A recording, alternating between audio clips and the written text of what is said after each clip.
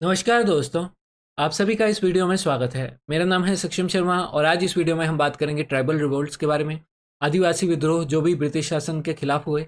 तो चलिए स्टार्ट करने से पहले, अगर आप मुझसे फेसबुक, इंस्टाग्राम, ट्विटर, टेलीग्राम इनमें से किसी भी सोशल मीडिया प्लेटफॉर्म पर जुड़ना चाहते हैं तो आप वीडियो की डिस्क्रिप्शन में दिए हुए लिंक में उन्हें पा सकते हैं। तो अब स्टार्ट करते हैं। तो आखिर आदिवासियों को अंग्रेजों से क्या प्रॉब्लम हो गई थी? देखो, जब अंग्रेजों का भारत में शासन स्टार्ट हुआ 1765 के बाद से, जब अंग्रेजों का बंगाल और उसके आसपास के एरियाज पे कंट्रोल पड़ना शुरू हुआ, तो अंग्रेजों ने जो बंगाल के आसपास के एरिया हैं, जैसे छोटा नागपुर रीजन, छोटा नागपुर और जो बिहार का पहाड़ी एरियाज हैं, बिहार झारखंड के, वहाँ पर भी उनका शासन फैलने लगा। और इन पहाड़ी एरियाज में, जहाँ पर जो कि आदिवासियों की मेन जगहें थी, वहाँ पर ब्रिटिशर्स के साथ साथ जो प्लेन्स में रहने वाले लोग हैं और उनके साथ साथ जो मनी लैंडर्स हैं, जमींदार हैं, ये लोग भी ब्रिटिशर्स के साथ वहाँ आने लग गए। पहले क्या होता था कि आदिवासियों के डर के कारण या उनकी अपनी ज़मीन के प्रोटेक्ट करने के कारण ये लोग उन एरियाज में नहीं जाते थे। पर जैसे ही ब्रिटिश शासन वहाँ पर गया, उन्होंने एक सेंस ऑफ सिक्योरिटी दिया, तो अब ये प्लेन्स के लोग भी वहाँ पर जाकर रहने लगे। तो आदिवासियों के अंदर पहले से ही एक जो एग्रीकल्चर फॉलो होता था वो शिफ्टिंग एग्रीकल्चर था, कि एक ज़मीन के जंगलों वगैरह को जला दिया, वहाँ पर कुछ साल खेती कर ली, फिर दूसरी ज़मीन पे शिफ्ट हो गए। तो उनका कोई एक फिक्स्ड ज़मीन पे अधिकार नहीं होते थे। ये नहीं होता था कंसेप्ट कि ये ज़मीन इस व्यक्ति की है, ये ज़मीन फलाना व्यक्ति की है। ये वाला कंसेप्ट प्लेन्स में होता था कि ये ज़मीन इस व्यक्ति की है, ये फलाने व्यक्ति की है। तो लेकिन जब ये प्लेन से लोग आकर वहाँ पर रहने लग गए, तो ये ज़मीन की ओनरशिप का वहाँ पर तरीका लेके आए। और जो मनी लैंडर्स वहाँ पर आकर रहने लग गए थे, उन्होंने लोन देने शुरू किए। और इवन ये आदिवासियों को भी उनसे लोन लेने पड़े और कर्ज बहुत ज़्यादा होता था, आदिवासी चुका नहीं पाते थे, तो उनकी ज़मीनें धीरे धीरे उनसे छिनने लग गई। तो एक तो इस कारण आक्रोश था। ऊपर से जो फॉरेस्ट के प्रोडक्ट्स थे, इन्हें भी आदिवासी लोग यूज़ करते थे। इनके ऊपर भी ब्रिटिशर्स अपना कंट्रोल चाहते थे, तो वो इनके ऊपर रिस्ट्रिक्शंस लगानी शुरू कर दी ब्रिटिशर्स ने। इस कारण भी आदिवासी गुस्सा थे। उसके अलावा जो क्रिश्चियन मिशनरीज थे, उन्होंने वहाँ पर आकर आदिवासियों के एरिया में आके काफ़ी सारे स्कूल्स खोले, हॉस्पिटल खोले, चर्चिज़ खोले। और धर्मावलंबियों ने अपना प्रोजिलाइटाइजेशन का काम किया। प्रोजिलाइटाइजेशन मतलब कि धर्म का प्रचार शुरू किया, कन्वर्जन स्टार्ट कर दी आदिवासियों की क्रिश्चियनिटी में। तो इससे भी वो अपना काफ़ी परेशान थे। तो इन सब कारणों के चलते आदिवासी ब्रिटिशर्स से लड़ने के लिए तैयार हो गए। और जब वो लोन चुका नहीं पाते थे आदिवासी, तो उन्हें फोर्स लेबर करना पड़ता था। जैसे मनी लैंडर से लोन लिया और वो नहीं चुका पाए, तो फोर्स लेबर यानी कि बेगार कहते थे उस टर्म को। तो बेगार यानी कि आपको पैसे नहीं मिलेंगे पर आपको काम करना पड़ेगा मनी लैंडर्स के लिए। तो इस तरीके से मनी लैंडर्स उन्हें अपने जाल में फंसा लेते थे। तो इन सब कारणों के चलते आदिवासियों ने ब्रिटिशर्स के अगेंस्ट रिवोल्ट किए। अब हम कुछ मेजर रिवोल्ट्स को देखते हैं जो आदिवासियों के ब्रिटिशर्स के खिलाफ हुए। सबसे पहले हम आते हैं कोल अपराइजिंग में। ये 1831-32 में हुई थी। और ये कोल अपराइजिंग हुई थी छोटा नागपुर रीजन में। ये आपको मैप में दिख रहा होगा। तो ये जो छोटा नागपुर रीजन है, यहाँ पर कोल रहते थे जो आदिवासी थे। और यहाँ पर लीडर थे इनके बुद्धो भगत और गंगा नारायण। इन दोनों के नेतृत्व में ये रिवोल्ट हुआ। और रीज़न क्या था यहाँ पर? जो आउटसाइडर फार्मर्स थे वो इनकी ज़मीनें छीन रहे थे, जैसे कि मैं बता चुका। फार्मर्स बाहर के आके यहाँ के प्लेन्स के यहाँ पर सेटल होने लग गए थे। उसके अलावा मनी लैंडर्स और मर्चेंट्स जो बाहर से आ गए थे, वो भी एक मेजर रीजन था। तो इनके अगेंस्ट कोल ने रिवोल्ट कर दिया। और इनको पहला 31-32 में हुआ। ब्रिटिशर्स ने इसको दबा दिया। उसके बाद कई सालों बाद 44-48 में भी छोटा सा प्रोटेस्ट हुआ। तो ये दोनों रिवोल्ट ब्रिटिशर्स ने आसानी से दबा दिए थे। उसके बाद हम आते हैं संथाल रिवोल्ट, और इन्हें हूल आदिवासी भी कहा जाता है।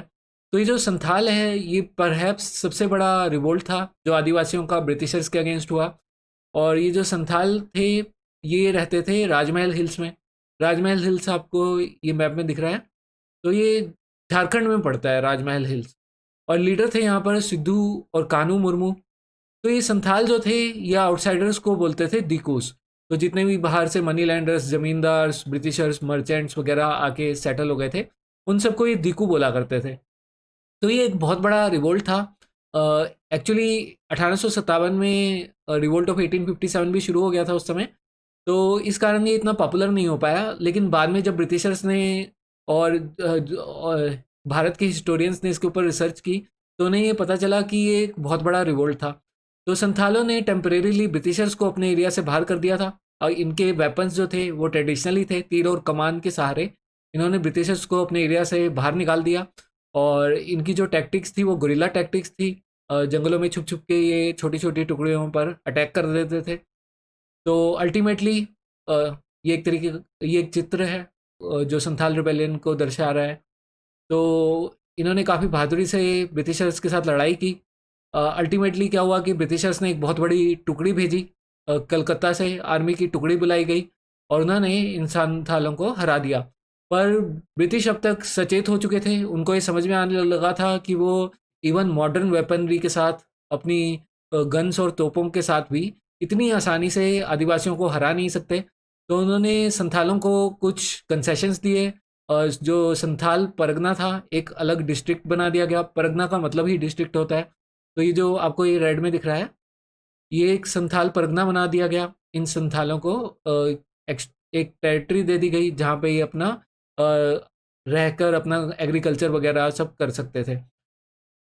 फिर आते हैं हम मुंडा उलगुलन पर। तो ये जो मुंडा रिवोल्ट था, ये बहुत पॉपुलर रिवोल्ट है। यहाँ पर आपको ये बिरसा मुंडा की एक तस्वीर दिख रही है। ये एक बहुत पॉपुलर लीडर थे, और ये भी वहीं झारखंड में छोटा नागपुर रीजन में हुआ था। तो अ, इसको ये जो उलगुलन है, ये इसका मतलब होता है ग्रेट रिवोल्ट। तो ये मुंडा रिवोल्ट जो है, इसे इसलिए मुंडा उलगुलन भी कहा जाता है। तो लीडर ये बिरसा मुंडा। और ये जो मुंडास थे, ये एक सिस्टम फॉलो करते थे, और ये सिस्टम था खुंट कटीदार सिस्टम। तो ये जो खुंट कटीदार सिस्टम था, उसमें ये जंगलों को क्लियर कर देते थे, फिर वहाँ पर कुछ साल खेती करते थे, और उसके बाद दूसरे जंगलों में शिफ्ट हो जाते थे। तो ब्रिटिशर्स आए, उन्होंने इस खुंट कटीदार सिस्टम पर रोक लगा दी। तो इससे काफ़ी नाराज़ थे कि उनका जो ट्रेडिशनल सिस्टम था उसे डिसरप्ट कर दिया ब्रिटिशर्स ने।